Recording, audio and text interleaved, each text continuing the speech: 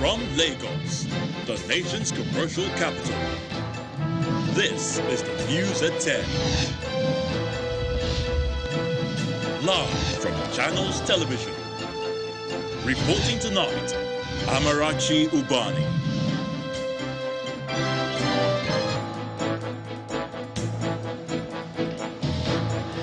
Hello and welcome. Tonight, a new home for the News at 10, Channels Television flagship program for the news.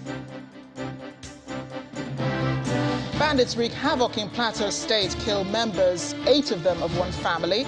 State government condemns attack, calls it callous. Minister of State for Petroleum Timipre Silva clears the air on the new pump price for petrol. Says government is not responsible for the price differential, blames it on marketers. ASU rolls over its strike for another 4 weeks, dampening hopes of tertiary institutions reopening across the country.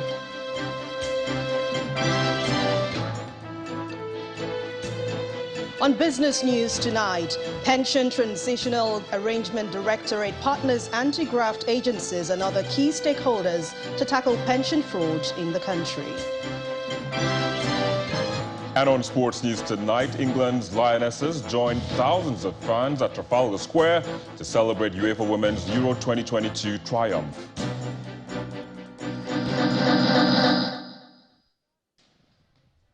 Prohibition of trafficking in persons gets additional responsibility as the federal government empowers the body to regulate activities of travel agents and tour operators in the country.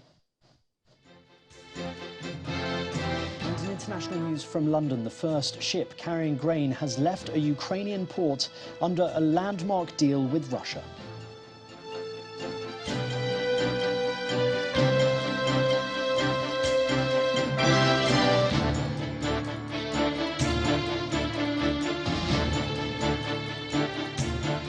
We begin tonight with something special.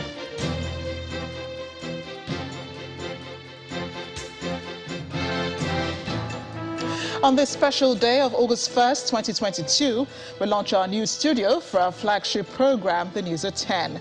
The News at 10 has been brought to you for over 27 years, exactly 3 years shy of 3 decades, and it's my privilege to be the first with my co-anchors to launch our new home for The News at 10.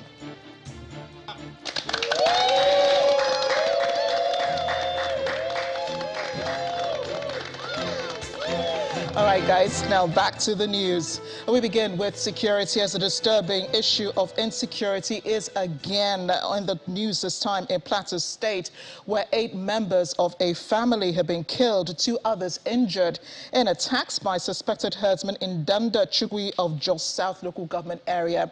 It was gathered that the attackers came into the victim's compound around 9 in the evening and started shooting sporadically, leading to the death of 3 adults and 5 children. In a statement, the state government described the action as callous, but a federal lawmaker representing the area says there was enough intelligence to have prevented the incident.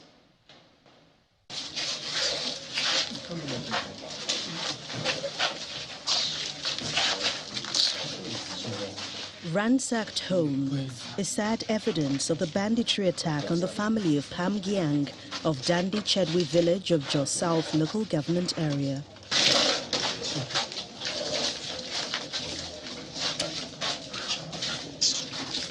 24 hours later, relatives and extended family members gather in groups, wearing long faces, discussing the bitter experience.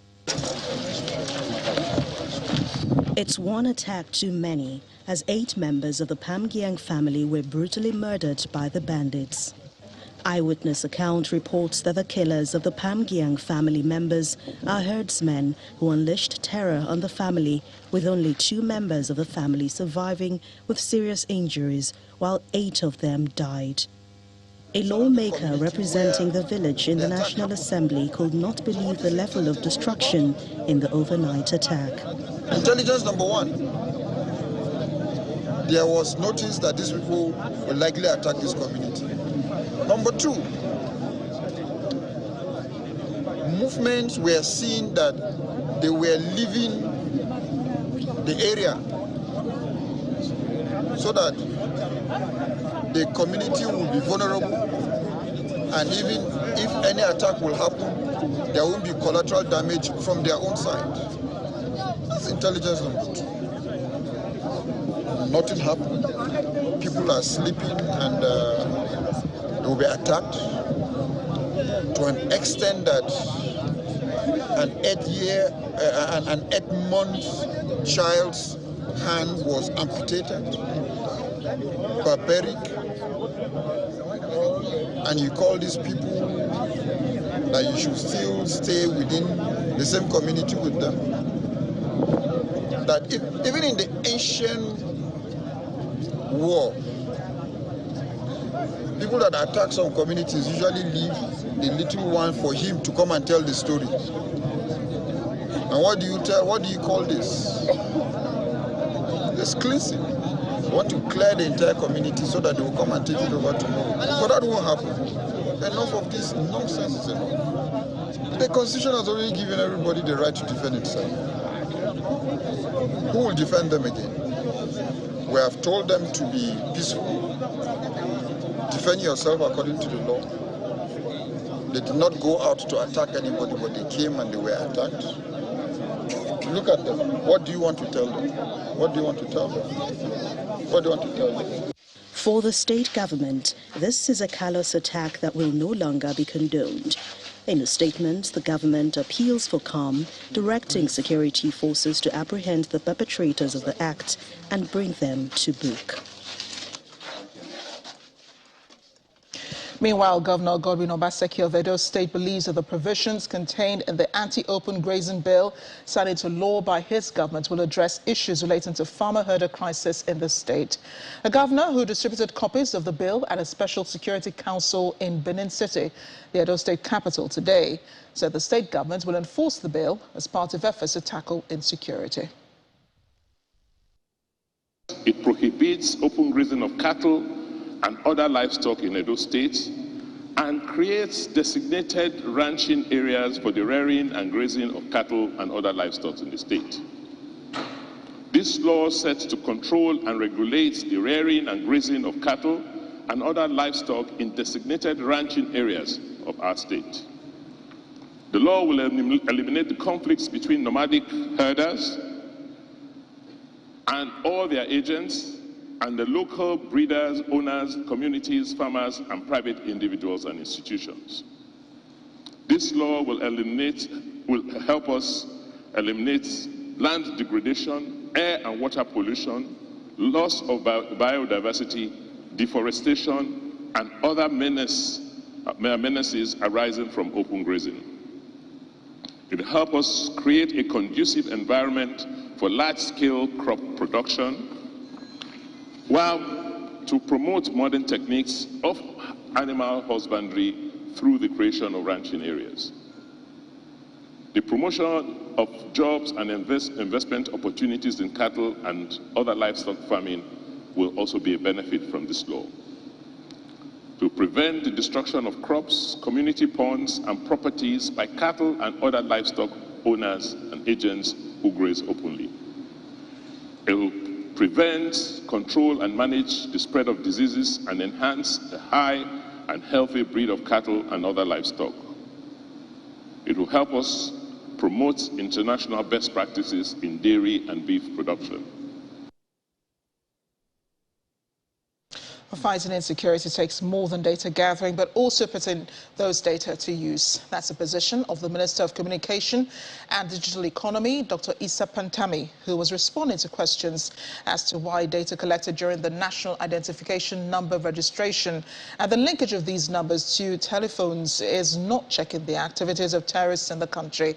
Our correspondent, Timothy Aderibigbe, has details on this and issues raised at the maiden edition of the Nigerian Telecommunications Indigenous Content Expo 2022 in Lagos.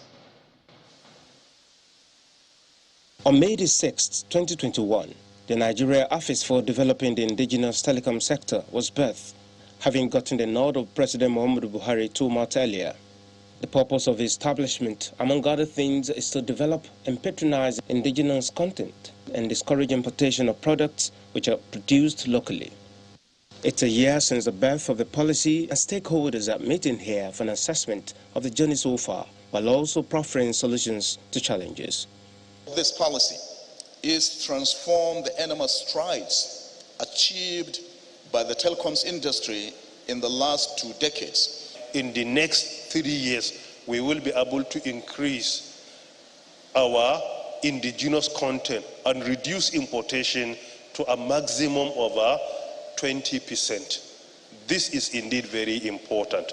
Lagos State Governor is represented here by a special advisor on innovation and technology. The open sourcing of ideas, the open sourcing of patents and knowledge sharing enables a wider array of solution providers to come up with very ingenious solutions to our problems. But aside the economic benefits inherent in the ICT, its role in security is far more important, and as according to the Minister of Communications and Digital Economy, he puts the blame on non-utilization of available data on security agencies. That there are many security challenges, kidnapping, banditry, and terrorism, while there is none and sin. This question should be forwarded to security institutions, because what we have done is to establish the database, which is still work in progress. So far, we have over 86 million citizens in the database. The call now is for concerned parties to take responsibility. If you look at the board of NIMSI, you will discover that the members of the board of NIMSI, NSA, DGSSS, Police Affairs, CBN, Immigration Services, and many more, they are the board of NIMSI. So what I have done is only to support them. But utilizing the database, I have no power to do. If the war on terrorism will be won in Nigeria, data, its gathering, sharing, and usage will play significantly, since the 21st century problem will require an equal or higher deployment of efforts rather than the usual approach that are not yielding much fruit as expected. Timothy Crown, Adiribigbe, Channels Television News. The presidential candidate of the African Democratic Congress, Dububi Kachuku, says the country is in a war situation and every Nigerian who can complement the war efforts should be allowed to do so. He believes that the country cannot continue to sit back and defend itself, but must take the war to the terrorists. Mr. Kachuku is also of the opinion that the budgets of the military should be increased and approved directly by the president. He was speaking to our political correspondent, Terry Kumi. This country, President Jonathan operated 100 billion naira annual budgets for internal security. President Buhari, in the last 7 years, has operated the same budget. He has not added 1 naira. Price of diesel has gone up, exchange rate has gone up, and he has not implemented 60-70% of that budget in that time, yet our situation has gotten worse. Our military are underfunded. He needs to start ensuring that the military planners send their budget directly to him. Kaduna Abuja routes, that's real routes. If they need to do 10, 12 sorties, aerial patrols, they can only do 2. Terrorists now have 6 hours, 8 hours window in which to operate because they know that they have watched how these people patrol and they know that they can pass. Our military, they have light-skinned patrol vehicles, but they might not have diesel or petrol for those vehicles. We spent a lot of money, billions, tens of billions last year buying weapons, armaments. What of maintenance, what of the operations?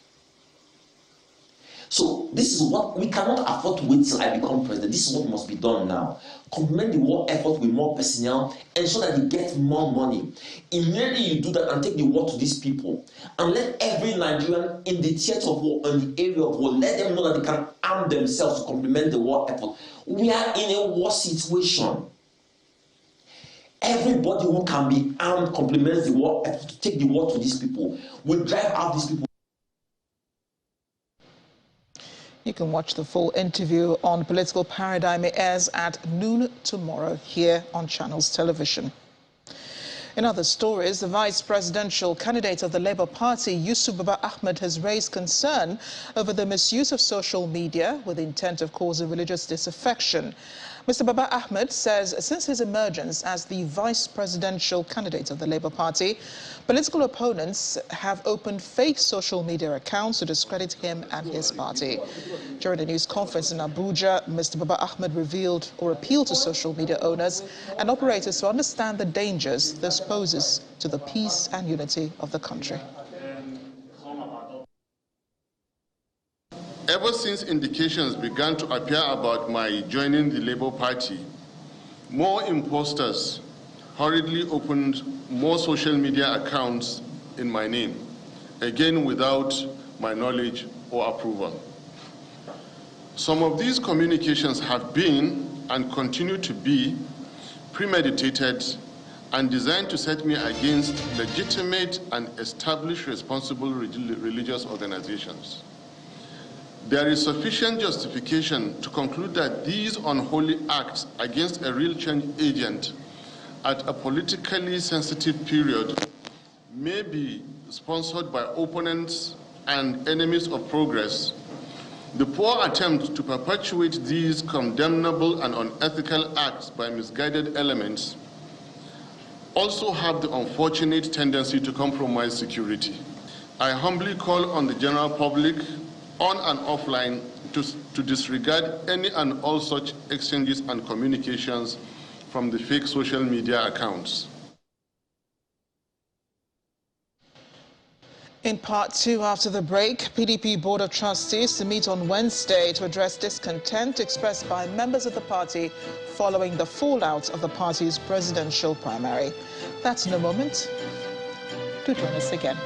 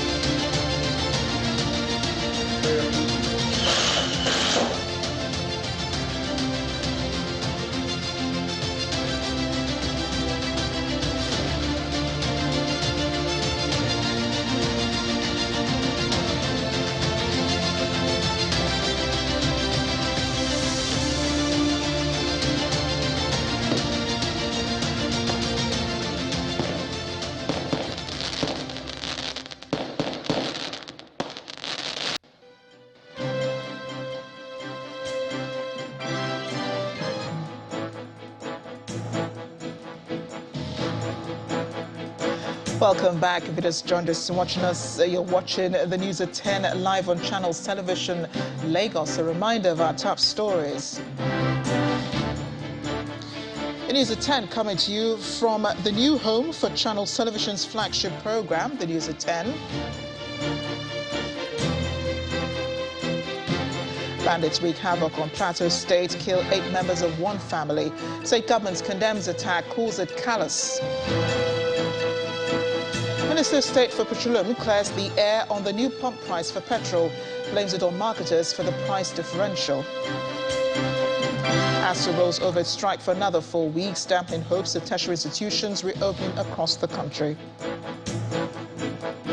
And the first ship carrying grain has left a Ukrainian port under a landmark deal with Russia.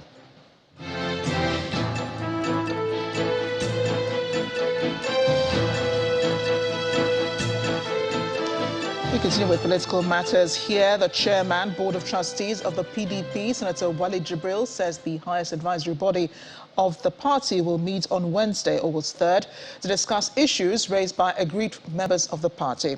He, however, dismissed the claim of crisis in the PDP as a result of the emergence of Atiku Abubakar and Ifeanyi Okowa as the party's candidates in the 2023 presidential election. In a statement today he issued, Mr. Jibrin says the perceived internal crisis following the party's presidential primary is not as intractable as that of the ruling All Progressives Congress, which fielded a Muslim presidential ticket. He also gave the assurance that plans are underway by the BOT to bring all PDP members together as one family ahead of the 2023 general elections. And barely 24 hours after the suspension of voter registration, the Independent National Electoral Commission, INEC, has disowned an online site urging Nigerians to enroll for voter card registration, claiming the federal government has approved individual voter card registration online to avoid unnecessary crowd in the NIMC centers. In a statement by its chairman, the Information and Voter Education, Festus Okoye, the commission states unequivocally that the site is not linked to the commission and describes the portal as spurious and a dubious source. According to Mr. Okoye, the commission is the only body constitutionally and legally mandated to conduct the registration of persons qualified to vote in any election in Nigeria and to update and revise the register when the need arises. He therefore asks members of the public not to succumb to the antics of online scammers and avoid such fake sites.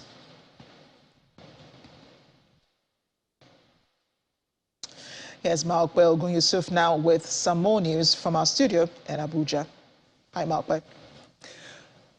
Hello, Amarachi. Well, you're not the only one rocking a new home for the news, as our studios here also got a major lift. And to whom much is given, much is also expected.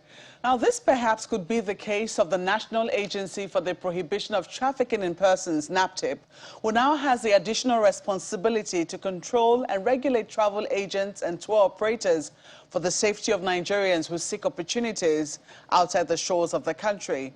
This is according to the Vice President, Professor Yemi Oshibajo, who was represented by his Chief of Staff, Mr. Ade Ikpaye, at an event to mark the 2022 World Day Against Human Trafficking in Abuja.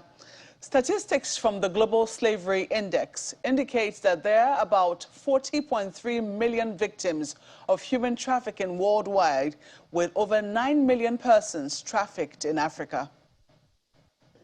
Nigeria joins the rest of the world to mark the 2022 World Human Trafficking Day, which was originally marked on Saturday, July 30. The National Agency for the Prohibition of Trafficking in Persons, NAPTIP, is holding this event to raise awareness on the plight of human trafficking victims and to promote as well as protect their rights.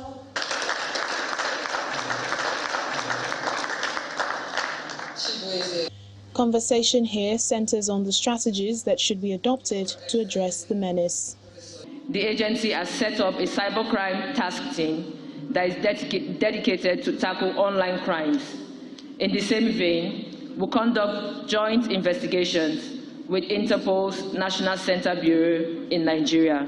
While signing agreements with other countries within Africa to combat this crime, the federal government has also empowered NAPTIP to regulate travel agents. In order to ensure the safety of Nigerians, especially those genuinely seeking labor opportunities outside the country, the federal government's standard procedure for international recruitment and NAPTIP's trafficking in persons control of activities of organizations and centers regulation of 2019 empower NAPTIP to regulate, control, and issue clearance certificates to travel agents, tour operators, and intending travelers for educational, excursion, recruitment of labor, sporting activities, cultural and musical excursion or competitions. The U.S. government has also applauded the Nigerian government for making some progress in ending human trafficking. You may have heard of the announcement of the 2022 U.S. Government Trafficking in Persons Report. Nigeria maintained its status at Tier 2 and made excellent progress in addressing recommendations from previous years. NAPTIP and their partners deserve a round of applause for all their hard work at addressing these long-standing and difficult issues. We've witnessed more community engagement regarding these challenges among civil society, law enforcement, and the media, which truly is required in a national response. NAPTIP continues to urge Nigerians to look out for red flags and ask questions whenever juicy overseas offers are made. To tertiary education matters, students of public universities will not be going back to class for the next 1 month, following the resolution by the National Executive Committee of the Academic Staff Union of Universities to roll over its strike for another 4 weeks, beginning from today, August the 1st. The Lecturers' Union, in a statement, explains that the decision is to give the federal government more time to resolve outstanding issues with it after extensive deliberations. The statement reads in part that NEC observed the non-signing of the draft renegotiated 2009 federal government ASU agreement more than a month after it was concluded by the Professor Nimi Briggs-led committee is further tasking the patience of ASU members nationwide. ASU also notes that government had in the past failed to abide by its own timelines in addressing the 2020 federal government ASU Memorandum of Action, among other known grievances. At the end of this latest rollover, students and lecturers would have been at home for at least 6 months this year. In energy matters, the price of premium motor spirit is yet to be deregulated despite the official launch of the Nigerian National Petroleum Company Limited as a commercial entity in line with the provisions of the Petroleum Industry Act.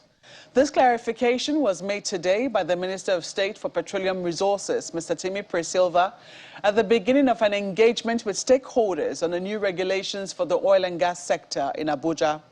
He maintained that the marketers are responsible for the recent increase in the price of the product. We received significant feedback.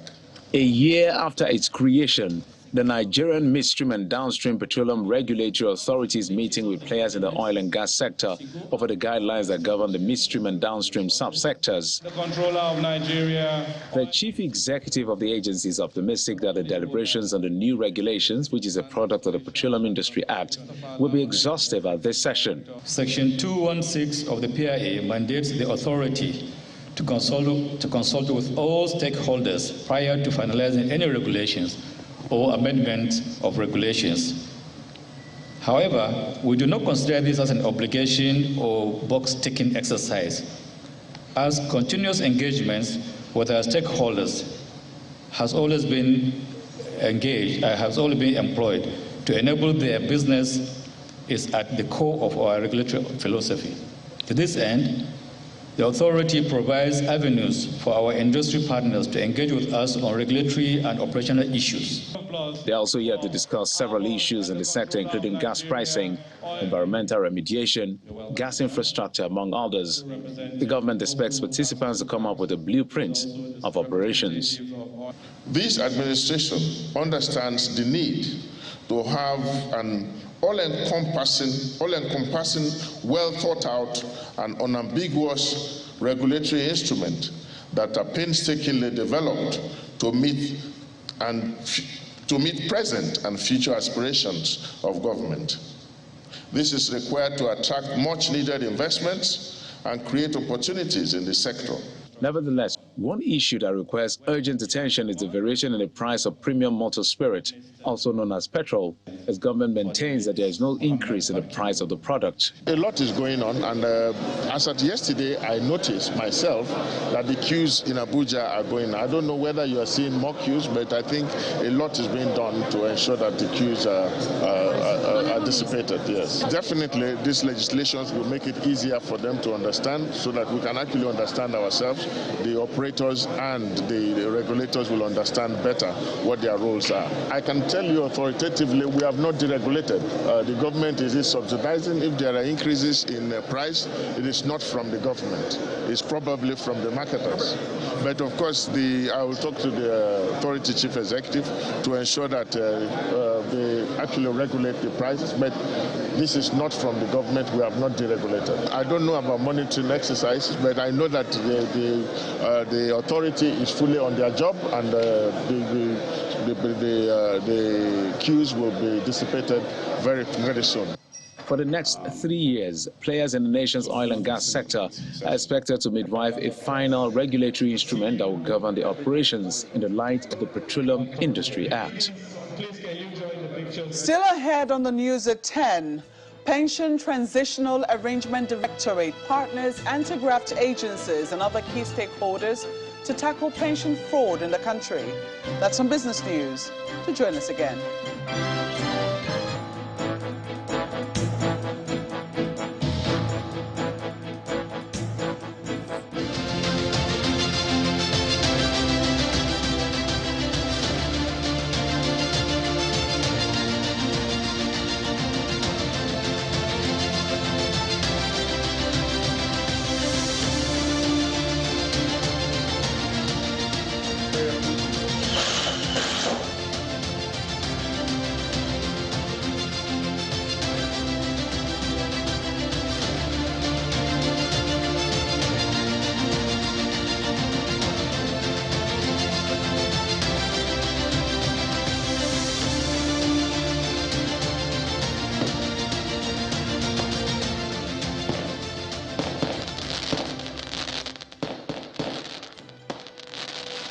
news at 10. The federal government says Africa needs to develop cross-border infrastructure and expand regional energy markets in order to guarantee long-term energy security. This submission formed part of Nigeria's position on the energy transition ongoing discourse at the Society of Petroleum Engineers Conference in Lagos. The SPE 2022 edition has its theme for this year, Global Transition to Renewable and Sustainable Energy and the Future of Oil and Gas in Africa. As the quest for cleaner energy and net zero carbon footprints gather momentum, Africa must embrace the reality of energy transition and take strategic position to leverage on opportunities presented by the unfolding era. This is the operating focus of these petroleum professionals and allied skills personalities here. A very renowned expert from the Blue. Africa has made commitment to the Paris Agreement of 2015 and COP26, but wants to review those in view of guaranteeing energy security through the journey to net zero target.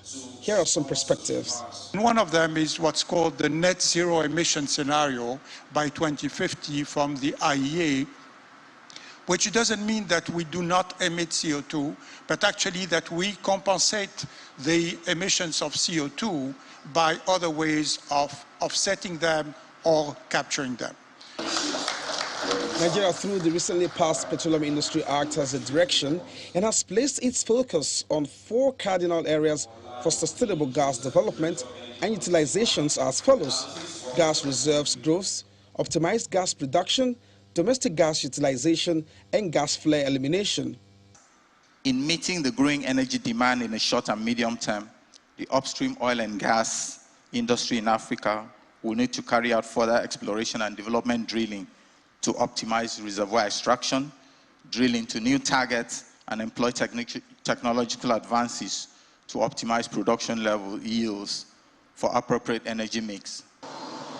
The Russian-Ukraine conflict has since tweaked the narrative on global transition to renewables and sustainable energy, which seem to demonize fossil fuels, leading to defunding of new exploration, bringing along some opportunities, though. For us to be able to do that, we have defined the transition fuel, and we also have new energies. But they are really expensive to put into play. What that means, therefore, is that the traditional oil and gas still needs to fund the transition fuel and new energies. And that's where we play a role, you and I together. Keeping global temperatures rise to within 1.5 degrees Celsius to 2.0 degrees Celsius of pre-industrial levels is possible. Nigeria has a 2060 exit, but says it will join the transition using gas. Africa is also advised to leverage technology while traveling the transition journey. Olu Phillips, Channel Television News.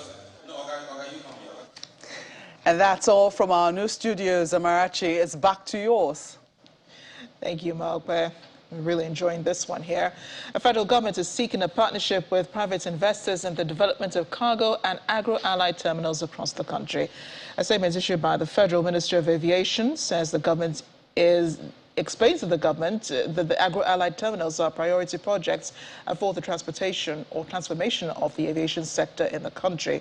And those terminals are set to be strategically located in Kebbi, Plateau, Katsina, Cross River, Edo, Ondo, and Adamawa states. It adds that the overall objective of the selection process of the private investors will be the successful procurement of concessionaires technically and financially capable to design, build, finance, maintain and operate the terminals within the concession period for the optimal benefit of the country. It adds that interested private investors are expected to meet the qualification requirements specified in the request package, as only qualified parties will be invited to the request for proposal stage. And latest on to business news. Here's Anne Mawodo on her news set for business. Banking, so easy, so simple. Dial *894# now to experience it. You first, First Bank.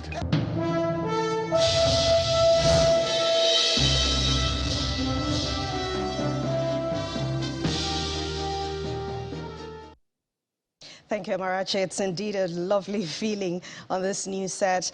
Hello and welcome to Business News. Thanks for joining us. As part of measures to check the trend in pension fraud, the Pension Transitional Arrangement Directorate says that it is collaborating with the anti-graft agencies and other key stakeholders to tackle pension fraud in Nigeria. At a meeting in Abuja, the Executive Secretary of the agency, Dr. Chioma Ejikeme, explains that the rise in complaints of extortion by fraudsters poses serious concerns and calls for the support of all in stemming the tide. We all will recall that the pension industry has been swarmed with complaints of extortion by fraudsters and phone calls demanding for money in order to weaken computation and payment of outstanding liabilities. Also, the past ineffective and poor management in the industry before the pension reforms put pension management under the defined benefit scheme in bad light. Following these issues, the advent of the pension reforms required that the Directorate have a two-pronged solution. And the first being settling the outstanding pension arrears and sanitizing the monthly payroll management, as well as secondly, curbing fraud within the pension industry. I enjoin all present to avail us of their expertise, proficiency, and knowledge in contributing and sharing constructive ideas and recommendations that will indeed make the time spent here worthwhile and improve the service delivery of the Pension Transitional Arrangement Directorate. Haytham Al-Ghais of Kuwait today assumed office as the new Secretary General of the Organization of Petroleum Exporting Countries, OPEC. This was disclosed in a statement by the organization and its verified Twitter handle. His assumption of office at OPEC is coming 26 days after the death of its former Secretary General, Mohamed Barkindo, on July the 5th. Al-Ghais was appointed as the new chief of the Vienna-headquartered OPEC back in January this year, and his tenure will last for 3 years. The United Bank for Africa, UBA, has appointed Oliver Alauba as its new Group Managing Director following the retirement of Mr. Kennedy Uzoka. In a statement sent to the Nigerian Exchange Limited, the bank says that his appointment takes effect from today, August the 1st, and is subject to approval by the central bank. He will oversee all the group's banking operations across its 20 African country network and globally in the United Kingdom, the United States of America, France, and the United Arab Emirates. Meanwhile, the financial institution also announced Muyiwa Akinyemi as the new Deputy Managing Director. One of Nigeria's leading Nigerian energy company, that's Seplat Energy, says that it has started the commercial injection of crude oil through the new Amukwe Extravos pipeline. In a statement released today at the Nigerian Exchange, the dual-listed energy company explained that the commencement is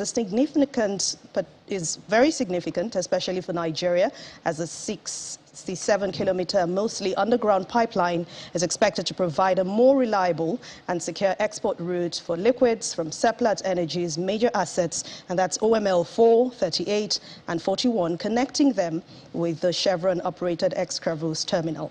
Until now, the company has relied on its trains Focado system, which of course has experienced numerous disruptions in recent years due to the pipeline maintenance and vandalism, which have all impacted the country's revenue. And Dangote Group has recorded that revenue is up by 17% to 808 billion for the half year ended July the 31st, 2022. According to the industrial giant's result, which was released on the Nigerian Exchange Limited's website, the group reported sales volume of 14.2 million tons, consisting of 9.3 million tons done by the Nigerian operations, while the balance was contributed by operations in other African countries. Meanwhile, Ghana and Côte d'Ivoire will join the lists of African countries when the grinding plants finally become operational. We head to the market now. We're about 226 billion naira. That's the amount lost on a new round of profit-taking at the local stock market. The new month begins on a downbeat performance that dominated the last weeks of July. Ini John Mekwa has the details.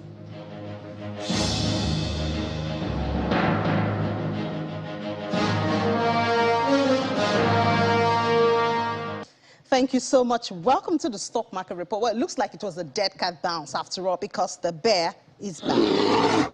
That's right. After just one positive trade, the market cap is back in the red. I hope it won't be a red August, as the market loses 227 billion naira on the very first trading day of the month. And that's right, the all-share index is down almost 1%. The market cap has lost at 27 trillion naira level we're always so proud of. Now, looking at the counters, the banking counter has not lost the positive sentiment, but same cannot be said for industrial goods there. It lost 4.18%, and that's because Boa Cement lost 6 naira 90 kobo. Looking at the top trades now, financial services is still leading. GTCO, Zenith Bank and Accessco. These three accounted for over 60 million of today's trade, and it's a mixture here. GTCO gained 15 kobo on its share price to close at 20 naira, while Accessco shed 10 kobo to close at 8 naira 90 kobo. Earnings are still being expected. Perhaps this will lift investor sentiment. As we say in the business world, let's keep our fingers crossed. That's a stock market report. Back to you.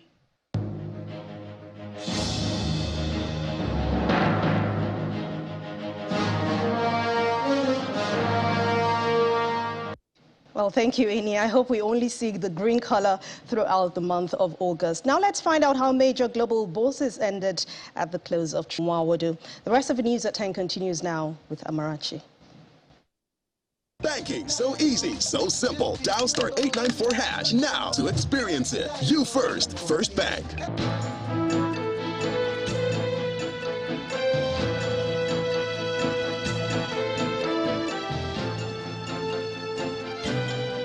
Thanks, Lord. And on the foreign scene, the UN Secretary General Antonio Guterres warns that the world is one misstep from devastating nuclear war and in peril not seen since the Cold War.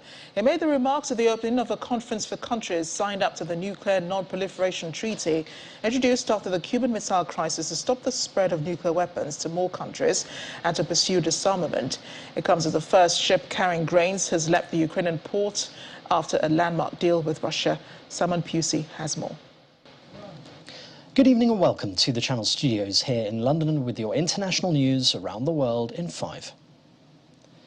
The first ship carrying grain has left a Ukrainian port under a landmark deal with Russia. Turkish and Ukrainian officials say the ship left the southern port of Odessa early on Monday morning local time. Russia has been blockading Ukrainian ports since February, but the two sides agreed a deal to resume shipments. It is hoped the agreement will ease the global food crisis and lower the price of grain. Turkey said the Sierra Leone-flagged vessel, the Rizzoni, would dock at the port of Tripoli in Lebanon, adding that further shipments were planned over the coming weeks. A wildfire in California has exploded in size to become the largest blaze in the state so far this year. The McKinney fire, which started in the northern Siskiyou County, has already burnt 21,000 hectares. At least 2,000 residents, as well as trekkers on the Pacific Coast hiking trail, have left the area. An unknown number of homes have been destroyed. The fire service reported that it was still 0% contained. Close to 1,000 firefighters have been battling the flames. An Iranian news agency has reported that the country's atomic energy chief says it has the ability to build a nuclear weapon but has no plan to. The comments echo a similar recent statement by a senior advisor to Iran's supreme leader. Such public claims by top officials are rare and are likely to intensify concerns over the nature of Iran's nuclear program. It has advanced its nuclear activities since a deal limiting them faltered. The 2015 agreement began to unravel when the US pulled out and reinstated crippling economic sanctions. New Zealand's borders are fully open for the first time since March 2020, when they shut in an effort to keep out COVID-19. It's over 3.5 years since the... There were tears of joy as people were reunited after years apart, as immigration authorities began accepting visitors with visas and those on student visas again. Prime Minister Jacinda Ardern called it an enormous moment, adding it was part of a cautious process. Most visitors will still need to be fully vaccinated, but there are no quarantine requirements. A tribute ceremony for 4 UN peacekeepers killed during anti-UN protests in Eastern Democratic Republic of Congo has taken place at a base in the city of Goma. Tributes are also being paid to another peacekeeper who died in the country while fighting the M23 rebel group. They all had worked for a UN peacekeeping mission for less than 6 months and included Moroccans and Indian nationals. The ceremony comes a day after UN peacekeepers killed 2 residents in Kasindi, in a town that borders Uganda. The Democratic Republic of Congo government says 15 other people were injured in Sunday's deadly incident. The military government in Mali has accused French President Emmanuel Macron of a neo-colonial, paternalistic and condescending attitude. The junta asked Mr. Macron to stop his criticism of the Malian army and stirring ethnic hatred. It follows Mr. Macron's reports last week during his tour in West Africa that regional states had the responsibility to ensure Malian people can express the sovereignty of the people. Mr. Macron also criticised the deployment of Russian mercenaries in Mali, which Mali denies. An indigenous Australian senator has referred to the Queen as a coloniser while being sworn into Australia's Parliament. That I will be faithful and I bear true allegiance to the colonising Her Majesty Queen Elizabeth II. Senator Thorpe. The Senate President stopped the Greens Senator for Victoria, Lydia Thorpe, and asked her to redo the oath of allegiance. She was taking the oath alone after being absent when others were sworn in last week. The world's biggest Swiss flag has been unveiled on an alpine cliff to mark the country's National Day. A team of 22 workers unfurled the massive 6,400 square metre banner featuring the White Cross on a red field for the occasion. Weighing around 700 kilograms, it took 600 hours of work to make. People gathered to watch while bands played traditional Swiss music. And that's your international news around the world in 5. Now back to the Channel studios in Lagos.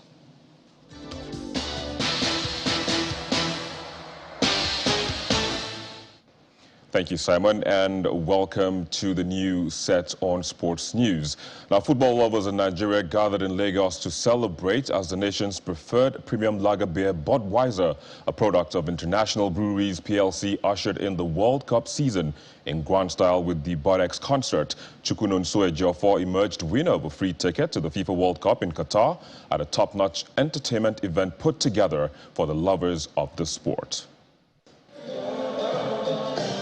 As a build-up to the FIFA World Cup in Qatar later in the year, the King of Beers, Budweiser, an official beer sponsor of the tournament, hosts consumers to a music concert tagged Budex Lagos at the Echo Convention Center.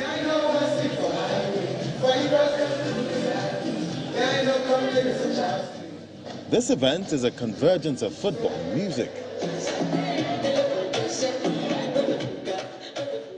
As we all know, Nigerians are football lovers. Unfortunately, our team did not make it to the World Cup.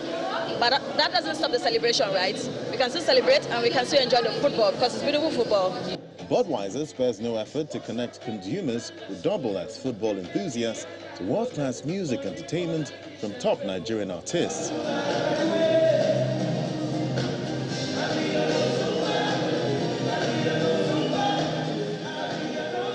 I think the great thing from what this event does is it shows how well Budweiser are able to bring entertainment and football together, which for me is something that is cool. It's cool to see. A musician and a footballer are like cousins, you understand? So now, merging both of them together is really amazing because music and football goes well a lot. Sports is really the connector. It really blends a lot of things together, and so I'm just appreciative of the opportunity to see both things come together. Budweiser, you know, and the culture, the community is amazing. With this event, the company offers music and football fans an opportunity through a raffle to watch the World Cup live. Our motivation is always about our consumers. Budweiser was launched into Nigeria in 2018 behind the World Cup, and over the years the brand has grown exponentially. This is a big celebration for our consumers. We know that they love football, we know they also love music, so we thought to bring together what they love, global football and local music, what we call the global approach or local approach, and this is what our consumers really, really deserve. It's a big thank you to them. This campaign unveils our World Cup campaign. Budweiser is the official sponsor of the World Cup globally. Budweiser says it is committed to providing consumers a memorable experience in celebration of the World Cup season.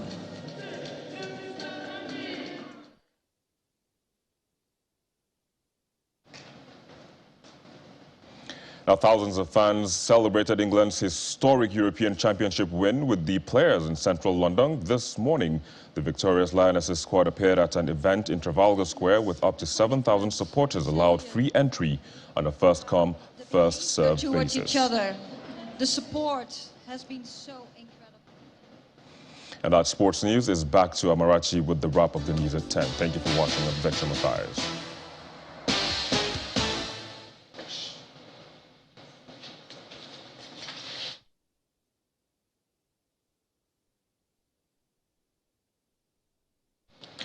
Thank you, Victor. And the main news again. Bandits today wreaked havoc on Danda-Chedwi village of Jos South local government area of Plateau State, killing 8 members of one family. The state government described the attack as callous and condemnable and directed security forces to apprehend the culprits. Also today, a new home for the News at 10 came alive. It's Channel Television's flagship program for the news. Well, guys, it's been a successful flight this evening. How do you feel about it? Well, I mean, new month, new week, new studio. I mean, you couldn't have just asked for more. So it's fast today and fast. And I was telling someone, you know, our name should be rating for being the fast So we have to go. I know you're enjoying this, but we have to go, guys. We have another day tomorrow. Thanks again for watching. Have a beautiful night rest. Good night. Good night.